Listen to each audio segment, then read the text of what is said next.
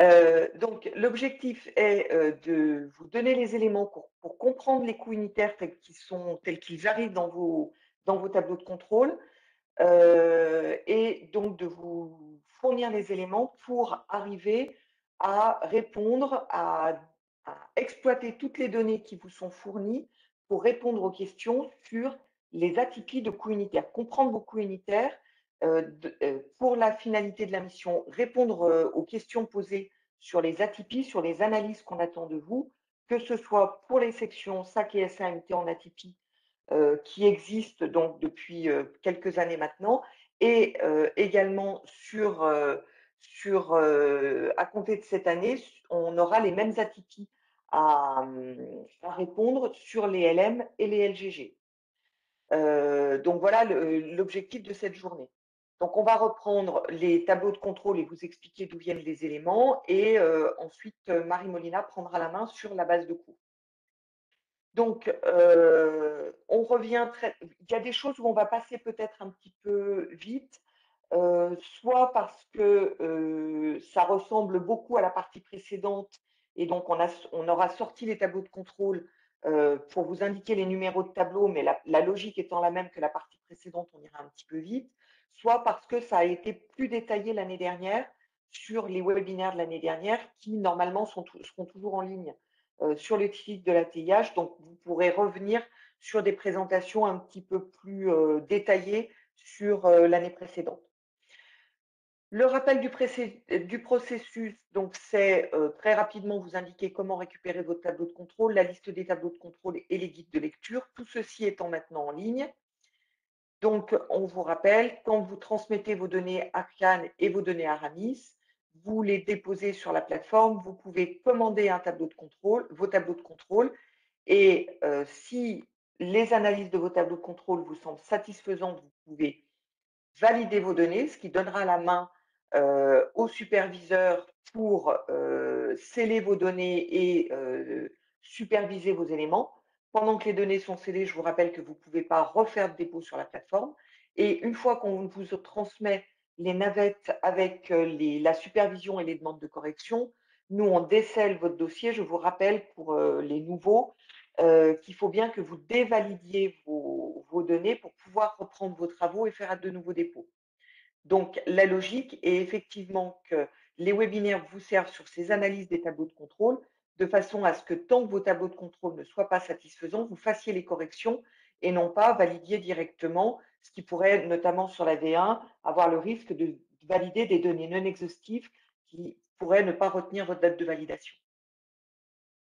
Donc, l'objectif est bien que vous fassiez votre autocontrôle avec les éléments qu'on va vous indiquer.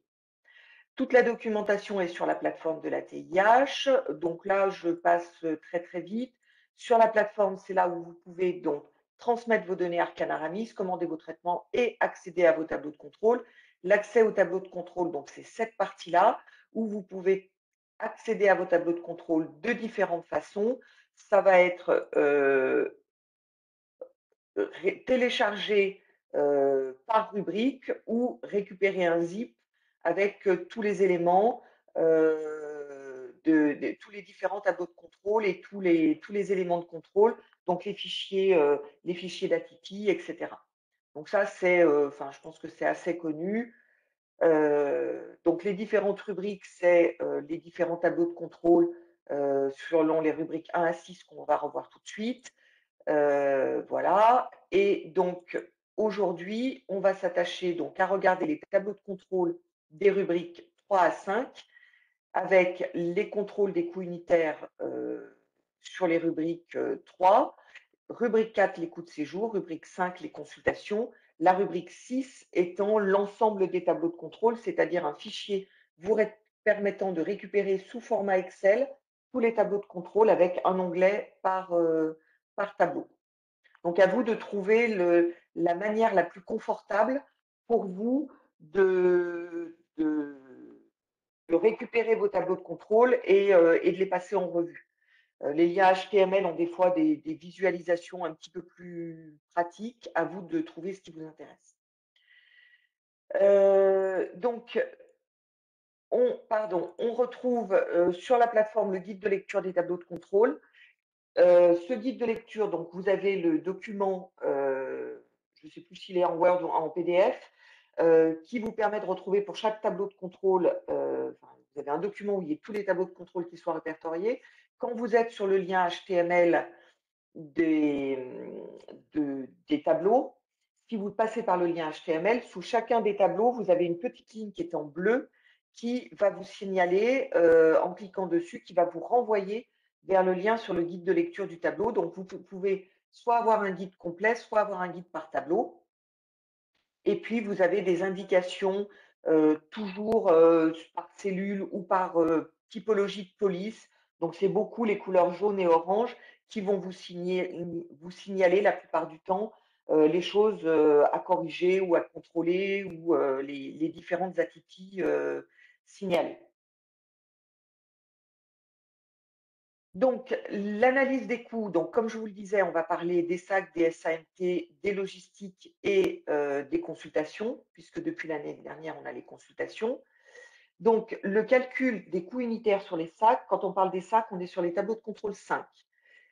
Donc, le tableau de contrôle 5, le premier que vous allez avoir, c'est le tableau 5.1 qui va vous permettre de retrouver le calcul qui a été fait du coût journalier de chacune de vos sacs.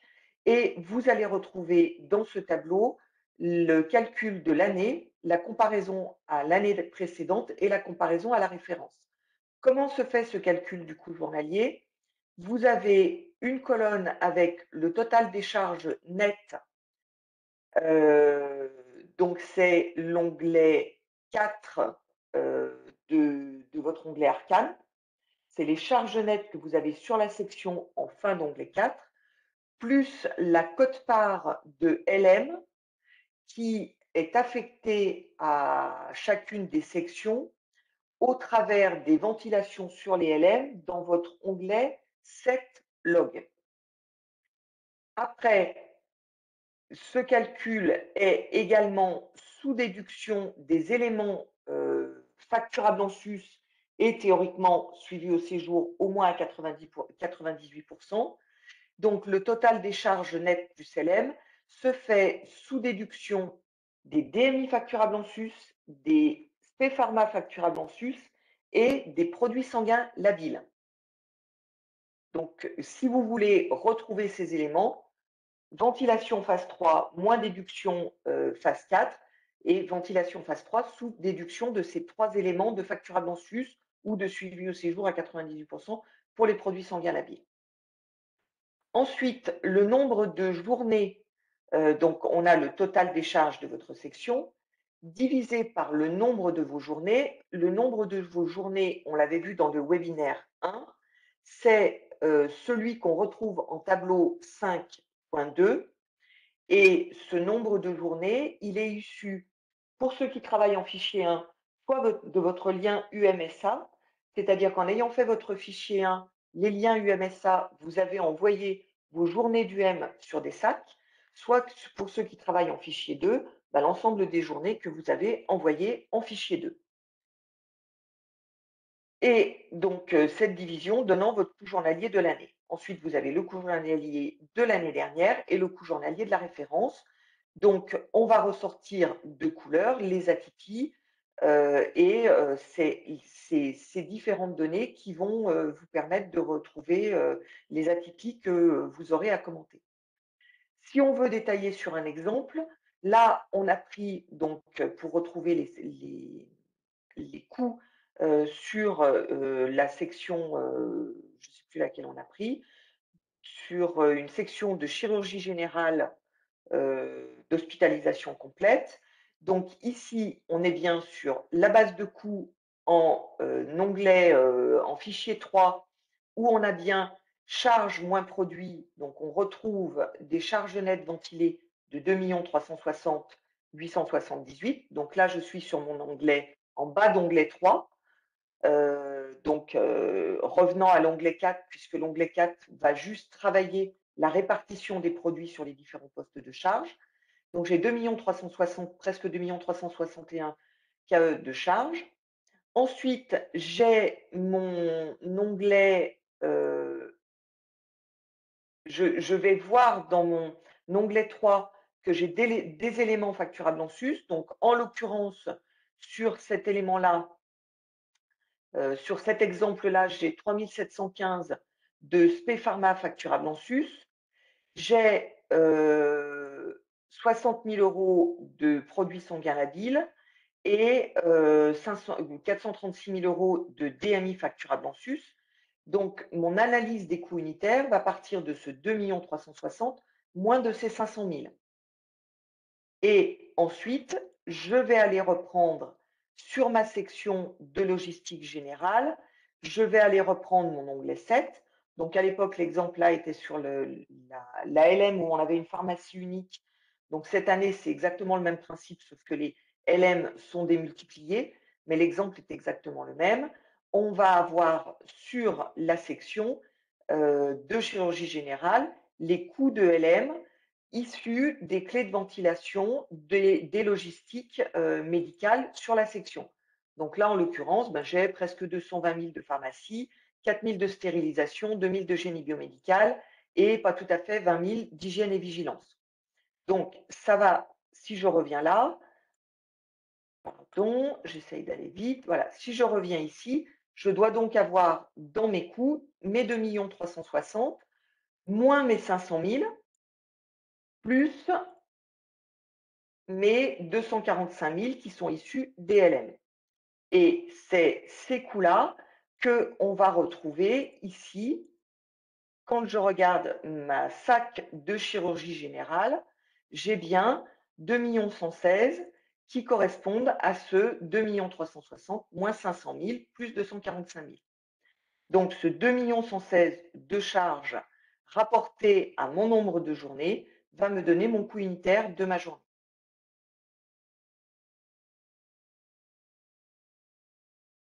Donc, attention, quand vous avez ce coût unitaire à commenter, ça, c'est celui que vous commentez. Par contre, quand vous allez travailler sur, enfin, quand vous allez retrouver vos coûts de vos GHM qui auront, donc vos coûts de SAC, vos coûts de SAMT, vos coûts de charges directes qui auront été envoyés dans vos GHM, les coûts qui vont être envoyés vont être des charges nettes, donc qui vont tenir compte des charges atténuées des déductions de phase 6, puisque tout ce qui est suivi au séjour, dans votre analyse de GHM, va apparaître dans les charges directes suivies au séjour. Donc, le coût unitaire des sacs qui est retenu dans le coût des GHM n'est pas le coût qu'on vous demande d'analyser quand on vous demande d'analyser le coût unitaire des sacs. Dans le coût unitaire des sacs, ce qui est suivi au séjour, hormis donc ces trois postes de 98%, tout ce que vous suivez au séjour en spé pharma non facturable en sus, en consommables médicaux, ceux-là ne seront plus dans vos coûts de sac des GHM, mais sont dans ceux qui sont à commenter. C'est le principal différentiel qu'il faut bien intégrer.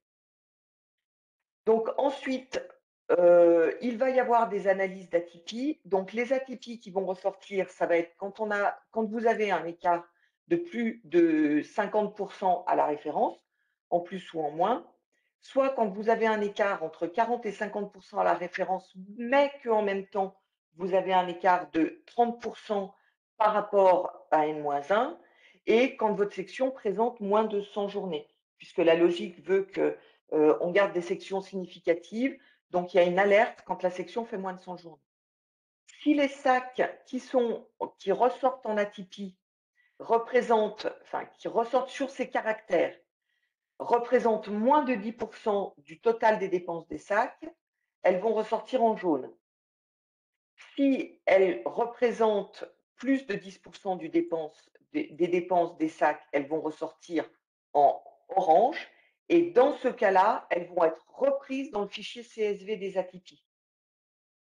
Donc, vous pouvez avoir relativement peu de sacs qui vont remonter dans le fichier des atypies, puisqu'il faut tous ces critères plus le plus de 10% de dépenses. Il n'empêche que votre superviseur, dans les tableaux d'analyse, dans les analyses des tableaux 5, peut quand même et doit quand même vous demander des explications sur ces atypies-là, même si elles ne remontent pas dans le fichier des atypies, puisque ce sont des alertes sur des écarts importants qui demandent à vérification, justification. Maintenant, quand on veut commenter nos atypies, on a le problème de savoir qu'est-ce qu'on a dedans. Donc là, ça va être toute la décomposition des différents. On est toujours dans les tableaux de contrôle 5, puisqu'on est sur les sacs. Et là, ça va être donc tous les tableaux qui vont vous permettre de retrouver vos coûts unitaires, vos décompositions des coûts unitaires. On a vu tout à l'heure le coût total, ben, on sait que les charges, c'est les ventilations phase 4 moins les suivis à 98% plus les LM. Mais maintenant, enfin, il y a quand même ensuite d'autres informations. Donc, dans vos coûts unitaires, vous avez dans les tableaux 5.4 les analyses par différents postes de coûts où vous allez avoir la comparaison entre 2021 et 2020, où on va retrouver donc la décomposition de votre coût unitaire entre les postes de personnel, les charges à caractère médical et toutes les autres charges plus LM. Donc là, on vous a détaillé le calcul pour retrouver les montants. Donc, on a ce premier tableau 5.4 qui nous détaille ces montants. Et donc là, si on veut les retrouver, juste une précision, quand ici, vous avez les frais de personnel, ça reprend bien dans vos ventilations de charges les frais de personnel qui soient salariés ou, ou extérieurs, ou les sous-traitances non médicales qui sont ventilées sur les sections. Et dans ce cas-là, les frais de personnel, on est bien, je vous rappelle que les charges qui sont ventilées sont les charges de phase 4, donc on est bien sous déduction des produits en atténuation qui ont été indiqués comme étant des produits en atténuation sur des charges à caractère de charge de personnel. Pour retrouver tous vos détails, vous pouvez vous référer à votre fichier, le fichier Excel 017 ARC qui reprend pour toutes les catégories et toutes les sacs les montants ventilés en phase 3 en 2021 et en 2020. Donc, si vous voulez vous retrouver dans vos montants, vous pouvez vous rattacher à ça. Les charges médicales, de la même façon, ça va reprendre toutes les charges, donc sauf celles facturables en sus et les PSL qui ont déjà été déduits. Ça va reprendre toutes les charges, pardon, excusez-moi, j'ai cliqué par erreur, toutes les charges médicales, donc les spé pharma, les DMI, mais aussi les coûts des matériels médicaux et toujours sous déduction des produits en atténuation.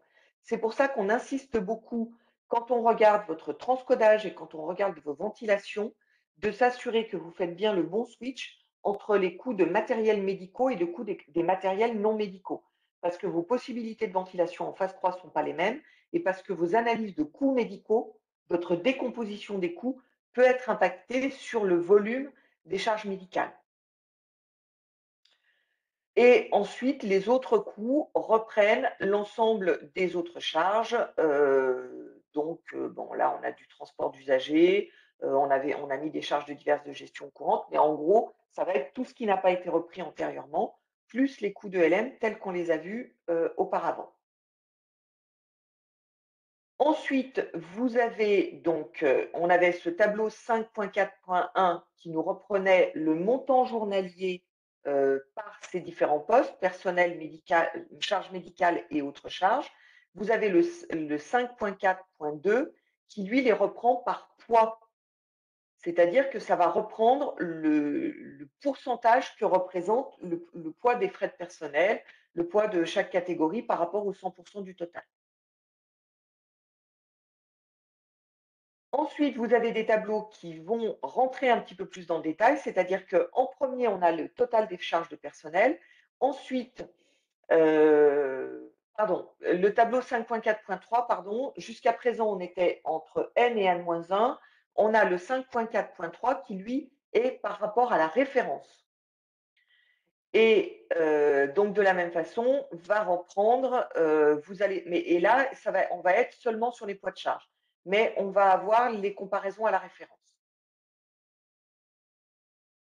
Ensuite, La décomposition, on est encore sur le 5.4.4 qui va vous donner des comparaisons aux valeurs, là, cette fois-ci en coût journalier par rapport à la référence. Donc, on l'a et en poids et en coût. Et après, on a une décomposition un petit peu plus complète sur les tableaux suivants, les 5.5. Jusqu'à présent, on avait le total des frais de personnel. Ensuite, vous avez le total des frais de personnel répartis entre les différentes catégories. Donc, la nouveauté de cette année, pour ceux qui sont concernés avec de l'obstétrique, jusqu'à présent, on avait PS, PM, PA, permanence des soins, honoraires et rémunération à l'acte. Et cette année en plus, on aura donc le poids des sages-femmes. Donc, ça va vous fausser un petit peu vos comparaisons NN-1 et ça sera à vous de bien savoir où étaient vos sages-femmes en N-1. Théoriquement, elles étaient en PM. Chez certains établissements, elles étaient soit en PA, soit en PS. Donc, ça, il faudra en tenir compte dans vos analyses. C'est pour ça que cette colonne ne sera pas alimentée. Ensuite, votre décomposition des coûts des charges médicales, toujours en tableau cette fois-ci 5.6. Le 5.5, c'est la décomposition des frais de personnel. Le 5.6, ça va être les décompositions de vos charges médicales sur les différentes natures. Là, bien que cette année, il y a un suivi attendu sur les charges médicales, la décomposition ne change pas.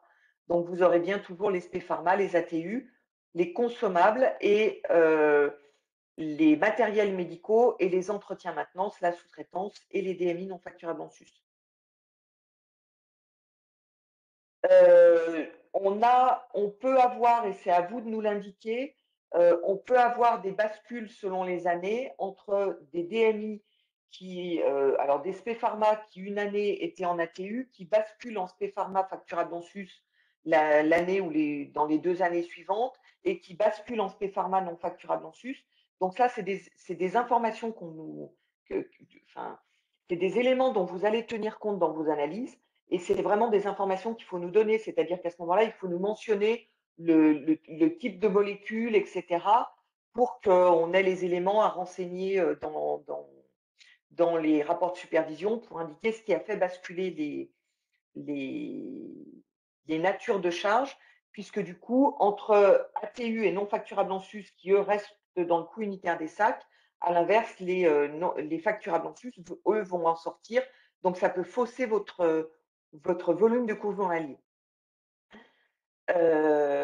Donc voilà, donc on a le 5.6 qui va détailler les charges médicales et on a le 5.7 qui lui va détailler les coûts de LM et de LGG qui remontent dans la section, puisqu'il y a une section LGG donc qui ne s'appelle plus hôtel hospitalier, qui s'appelle, Marie aide-moi, je ne sais plus. C'est hébergement temporaire non médicalisé. Voilà, merci Sylvain. Donc Je vous c'est en prie. la LGG qui va remonter automatiquement et obligatoirement. Ça sera l'hébergement temporaire puisque c'est une LGG où le report, la complétude des UO sur l'onglet SETLOG est obligatoire. Et donc là, pareil, jusqu'à présent, on avait autre charge plus LM dans le premier tableau de détail du coût unitaire des sacs. Et dans le dernier tableau, donc ça va vous détailler ce qui est du transport. Donc pareil, s'il est suivi au séjour, en partie, quand on va arriver au coût unitaire des GHM, la part de transport suivi au séjour déduit en fait 6 ne sera pas dans le coût de la SAC, mais là, il y est bien. Les participations, si vous êtes concerné par les participations, tous les autres postes de dépenses, plus les LM et les LGG. Donc tout ceci doit vous aider pour votre travail sur comprendre pourquoi mon coût unitaire, il est différent par rapport à N-1, mais aussi par rapport à la référence. C'est-à-dire que si j'ai plus de frais de personnel, c'est peut-être à vous de voir, est-ce que vous avez une organisation qui est plus consommatrice en PS. Enfin, voilà, c'est ça qui va être important pour nous parce que on va avoir l'information en montant et en poids et du coup, c'est un petit peu compliqué pour nous de dire ben, la SAC, elle coûte plus cher juste parce qu'elle a un taux d'occupation qui est faible.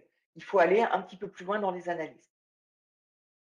On avait repris, dans les analyses importantes sur les sacs, on avait repris donc, on en a parlé au premier webinaire, on a également les taux de suivi. On vous rappelle qu'on insiste beaucoup pour que les éléments suivis au séjour soient plutôt ventilés sur les sacs. Et donc là, on vous a repris le tableau 2-3 des taux de suivi avec les taux de charte qualité attendus, avec le fait que cette année, on aura en plus sur les taux de suivi, donc les consommables médicaux dans la charte qualité, avec un suivi attendu de 10% et du coup une deuxième ligne sur les taux hors charte qualité. Sylvain me détrompera si besoin. Normalement, les suivis sur les consommables de radiofréquence, on s'attend plutôt à ce qu'ils soient dans les hors charte qualité. On a commencé à avoir des questions là-dessus des établissements et c'est vrai qu'on n'était pas forcément clair. On reviendra peut-être là-dessus, après en avoir discuté avec la TIH. Mais normalement, donc, vous avez 3 catégories de nature de suivi, charte qualité, hors charte qualité et radiofréquence et normalement la radiofréquence devrait être plutôt ici. Alors effectivement, aujourd'hui, les consommables de radiofréquence ne sont pas traités hors charte qualité, ils sont dans la charte qualité. Ils sont dans un poste de charge qui est spécifique, mais qui est D'accord, inclus dans les autres consommables médicaux. d'accord. Ils aident, entre guillemets, à atteindre ce taux de 10%. OK. Donc, j'avais faux, donc très bien. Donc effectivement, les établissements qui ont un suivi sur les consommables de radiofréquence, ça peut les aider à atteindre les 10 Tout à fait. puisque, voilà, ça va être inclus là-dedans. OK. Ensuite, donc pour avoir vos analyses de taux de suivi, donc, comme on vous le disait, les taux de suivi ne sont pas dans la charte qualité, ne sont pas dans le calcul du coût journalier. Donc, tout ce qui va être facturable en sus, produit sanguin labile, pardon, il faut que j'arrête de cliquer quand je parle en fait. Voilà. Donc, on peut avoir des switches comme ça sur les taux de suivi de la charte qualité. Après, je voulais insister sur la réanimation. Sur la réanimation, vous avez 2 tableaux, enfin, on a des tableaux différents sur les sacs de réanimation. On a le suivi du coût journalier de la sac de réanimation, mais on a également un suivi du coût de l'oméga. Et ça, c'est important que vous le regardiez, parce que très souvent, on s'arrête un peu au tableau 5.1 qui est le coût journalier de la sac de réanimation, mais on a un tableau 5.8 sur le coût de l'oméga et quelquefois, on a un petit peu des distorsions là-dessus. Donc, le tableau 5.8 va reprendre le nombre d'oméga qui, lui, dans 99% des cas, est issu du fichier 5 automatique des oméga qui ont été transmis de par votre PMSI. Et donc, on va avoir dans le tableau 5.8 vos totales d'oméga. Et du fait du nombre de journées que l'on a sur la réanimation dans l'onglet 5.2, on va avoir ici un nombre d'oméga par jour. Ce nombre d'oméga par jour existe depuis l'année dernière. Ça a été ajouté sur les tableaux de l'année dernière. Donc, on a bien une comparaison entre le nombre d'oméga que vous avez chez vous, que vous aviez l'année dernière, mais également par rapport à la référence. Ah non, on n'a pas le nombre d'oméga de la référence. Mais par contre, c'est important dans vos analyses parce qu'il arrive qu'on ait des coûts journaliers de réa qui soient tout à fait cohérents et que par contre, on ait un coût de l'oméga qui soit très faible, soit très fort, parce que soit on a relativement peu d'oméga par jour ou au contraire beaucoup d'oméga par jour. Donc là, c'est important que vous puissiez regarder cet élément pour votre analyse du coût unitaire de l'oméga. Il ne faut pas que vos analyses de réa se borne à l'analyse du coût du coût journalier de la réanimation. Donc là, c'est pareil, on vous a repris le coût de l'oméga. Alors le coût de l'oméga, non, on vous l'a repris, pour vous indiquer que dans le coût de l'oméga, ça va retenir les charges, de personnel, que ce soit les PS, les PM et la permanence des soins. Donc c'est les éléments qui sont dans votre onglet 4 et donc ici, j'ai 773 000 € de charges sur ces coûts de personnel en phase 4. Rapporté, vous ne le voyez peut-être pas, mais ici sur cette section, j'ai 96 612 oméga et donc ça me fait mon coût unitaire de 8,93. Donc voilà, si vos coûts d'oméga sont un petit peu bizarres, il faut que vous puissiez aller un petit peu regarder et notamment vos problèmes de cotation d'oméga. Est-ce que on est bien juste ou pas? Ensuite, le dernier tableau que vous avez sur les sacs, alors celui-là, il n'est pas du tout lisible. Vous savez que dans le fichier navette, on en construit un qui est un fichier de synthèse où on reprend un petit peu tous ces différents tableaux 5 que je viens de passer en revue. De la même façon, avant qu'on ne vous envoie le fichier navette, la TDIH vous produit un fichier synthétique sur tous les éléments des sacs, qui est donc le fichier Excel synthèse sac où ça va concaténer différentes données des tableaux 5. Vous aurez les charges ventilées, vous aurez les coûts unitaires et vous aurez les grandes décompositions avec vos nombres de journées, vos nombres d'entrées, vos taux d'occupation. Donc, ça peut vous faire déjà, dans votre analyse, votre première synthèse. Ici, tout est en jaune parce que les données NN-1 étaient les mêmes. Mais enfin, vous aurez les mêmes alertes en jaune sur les gros écarts.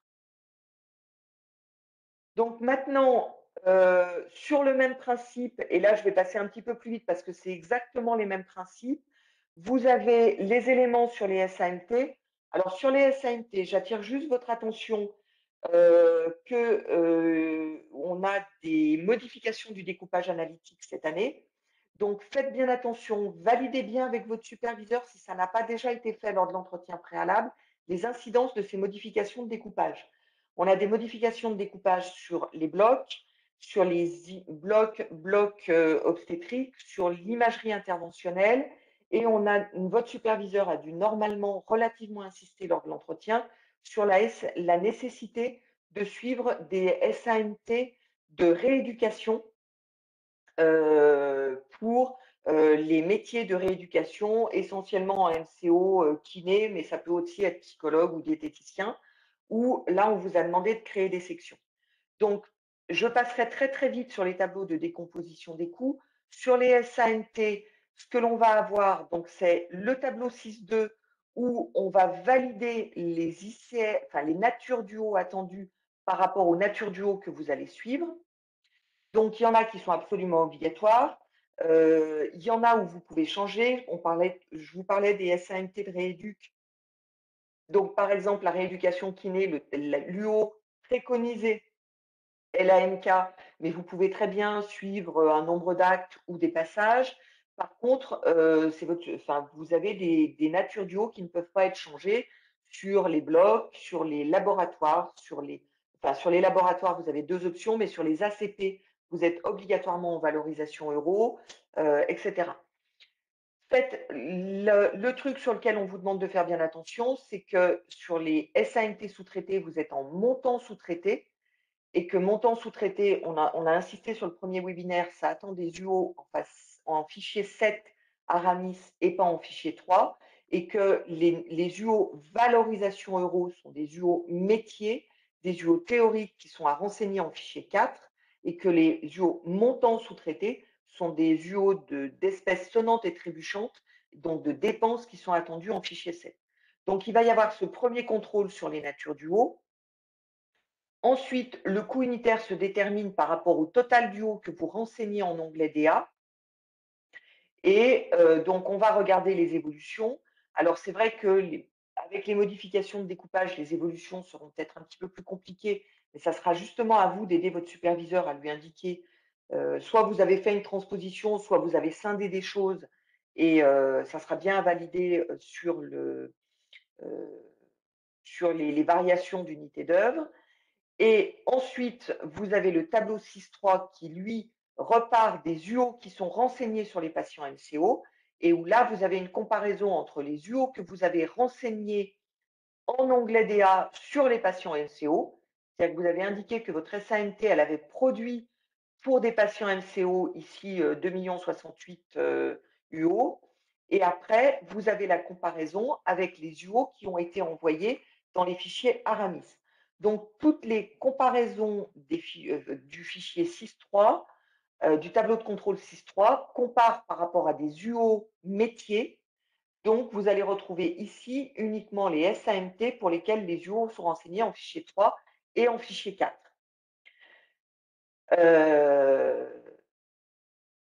Donc là, vous avez une comparaison, enfin, vous avez le découpage sur vos ventilations, pardon, le 6.3, c'est la répartition de vos UO de l'onglet DA sur les différents champs. Avec une comparaison, cette année, il y aura une comparaison en pourcentage par rapport à l'année dernière, c'est-à-dire que ça va vous donner, l'année dernière, il y avait 95% des UO sur les patients MCO, cette année, il y en a 70%. Est-ce que c'est normal qu'on en ait perdu 25 ou est-ce qu'il y a une correction à faire? Et vous allez avoir comme ça votre rapprochement par type de bénéficiaire. Ensuite, dans votre calcul de coût unitaire, par contre, dans le calcul de coût unitaire, ça reprend les charges de la section. Pareil, donc là, je passe très très vite. On est exactement pareil pour les sacs. C'est les charges ventilées en phase 4, plus les LM ventilés en onglet 7, divisé par le nombre total des UO déclarés sur votre onglet DA. Donc là, on est exactement pareil que sur les sacs, sauf qu'on est sur des tableaux 6 et plus des tableaux 5, et qu'il y a une toute petite numérotation qui va changer. Donc, on va avoir le 6.5 qui va comparer la décomposition entre n et n-1, le 6.5.2, on va être en poids, etc. Donc là, je vous renverrai au support, mais c'est exactement le même principe. Les atypies ressortent exactement de la même façon, comparaison 50% à la référence ou entre 40 et 50, mais écart à n-1, et les SANT avec moins de 100 unités d'œuvre et le même principe de remontée sur le fichier CSV. Donc, on a donc là repris votre tableau 2-3, on en a parlé tout à l'heure. Et on a ici donc la même décomposition des coûts. Donc là, je passe très très vite. C'est vos tableaux de 6. Donc vous voyez, on a les mêmes choses, décomposition sur les charges médicales, etc. Et de la même façon, vous avez un fichier Excel qui vous reprend de façon synthétique l'ensemble de vos SAMT en les séparant par type de SAMT. Donc, on en fait un aussi dans le fichier navette qui ne reprend pas beaucoup plus d'éléments que celui-là, mais ça vous permet, par exemple, de comparer est-ce que c'est normal que dans mes UO de bloc, j'ai mon bloc septique qui fasse quasiment 1 euro de plus que mon bloc opératoire central. Et là, vous pouvez remonter à votre répartition des charges pour vous assurer que effectivement vos charges et vos UO sont correctes si votre coût unitaire est aussi différent. Et vous retrouverez donc de la même façon, on vous a détaillé un onglet sur les analyses possibles. Donc là, on est parti sur un tableau 6.2 où on a une SAMT, où on a un nombre d'ICR qui n'a pas beaucoup bougé, puisqu'on a moins 1,1% sur cette SAMT qui est une SAMT de bloc. Mais par contre, on voit qu'en tableau 6.1, on a une grosse augmentation des charges ventilées qui font plus 21%. Donc, mécaniquement, notre coût unitaire a augmenté de 22%. Donc, la variation de 22%, si on fait 4,59 par 3,75, c'est 0,84. Donc, il faut qu'on aille chercher dans les charges qu'on a ventilées d'où vient ce 0,84 et si on sait pourquoi on a ventilé 0,84. Donc là, on va partir sur les différents tableaux d'analyse. Donc quand on regarde le premier qui détaille, qui est assez généraliste sur, les grandes décompositions de coûts, pardon. Donc on a le personnel, on a les charges médicales, on a les autres charges. Donc on retrouve bien notre 0,84 sur le total et on voit que notre 0,84, c'est peut-être pas la peine qu'on aille regarder nos ventilations de charges médicales et d'autres charges, puisque notre, montant de 0,84 est justifié pour 0,8 au titre des frais de personnel. Et à ce moment-là, on va repartir sur les tableaux de frais de personnel pour regarder. Donc là, à ce moment-là, on sait qu'on a un tableau de frais de personnel qui se détaille par PS, PM, etc. Et donc, on va regarder lequel a le plus bougé. Donc, on voit que celui qui a le plus bougé, en l'occurrence, c'est le PS, qui passe de 1,3 € en 2020 à 2 € en 2021. Si on veut retrouver d'où vient ce montant, on va bien retrouver notre total de charges divisé, donc on a bien notre volume de PS dans l'onglet 4, divisé par notre total d'ICR qu'on avait donc au départ dans notre onglet DA. Et donc on a bien, alors qu'on a une activité stable, on a une augmentation des charges. Donc après, pour finir l'analyse, on va aller regarder les ETP, c'est-à-dire est-ce que c'est nos ratios de personnel qui ont augmenté ou est-ce que c'est nos ETP ou est-ce que c'est les deux. Et là, en l'occurrence, donc on a bien des charges de personnel dans la ventilation des frais de personnel dans notre onglet ETP, où on est passé de 21,3 ETP à presque 32 ETP. Donc une augmentation de nos ETP de 50%, cohérente avec la ventilation des charges de plus 52%. Donc là, si vous voulez répondre à votre superviseur, là, le superviseur, éventuellement, il va pouvoir vous avoir aidé dans l'analyse en vous orientant là-dessus, mais en général, il ne fait pas l'analyse de l'ensemble des sections. Il va en analyser une ou deux ou les plus atypiques, il va vous orienter sur comment trouver, et ça va être à vous de lui dire, bon, effectivement, mes ETP ont augmenté de 50% parce que on pensait accueillir plus de monde et on s'est organisé pour, ou on a recruté un nouveau médecin et on est en train de dimensionner le service, ou effectivement, il y avait une erreur et ces PS qu'on a mis ici, on aurait dû les mettre sur la SAC d'ORL, etc. Et là, à ce niveau d'analyse, il n'y a plus que vous qui pouvez avoir les éléments de réponse.